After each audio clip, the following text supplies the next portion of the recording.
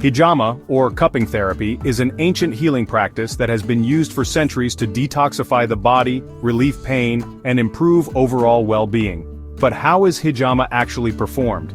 And what steps should be followed to ensure a safe and effective session? In this step-by-step guide, we'll walk you through the entire hijama process, from preparation to aftercare. Let's begin. Step 1. Preparation. Before starting hijama, preparation is key. The practitioner should wear sterile gloves and ensure all equipment is clean and disinfected. Set up a calm and hygienic environment.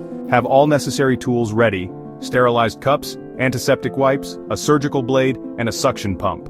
The patient should be in a relaxed position, ensuring they are mentally and physically comfortable.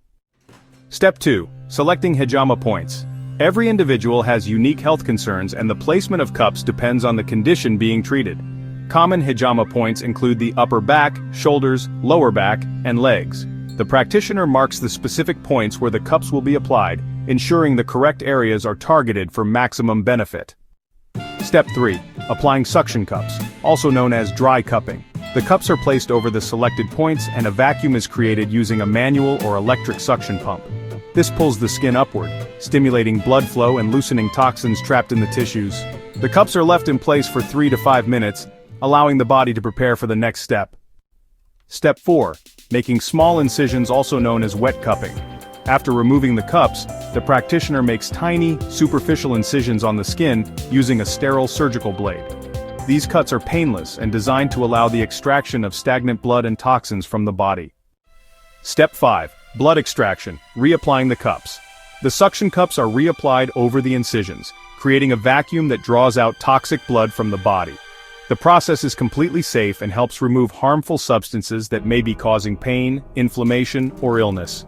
This step usually takes 5 to 10 minutes depending on the patient's condition. Step 6. Cleaning and closing the treatment.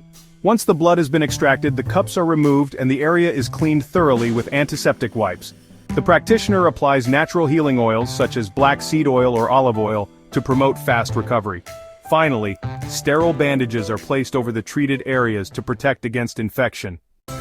Step 7. Post-hijama care and recovery. After the hijama session, the patient should follow proper aftercare guidelines to maximize the benefits. Drink plenty of water to flush out toxins. Avoid strenuous activities for the next 24 hours. Eat light and nutritious meals, avoiding heavy or processed foods. Rest well and allow the body to naturally heal and restore balance. And that's how hijama cupping therapy is performed. This powerful healing method has been used for centuries and continues to help people achieve better health naturally. If you're interested in learning more about hijama, subscribe to our channel for more informative videos. And if you're considering getting hijama done, make sure to choose a trained and qualified practitioner for the best and safest experience.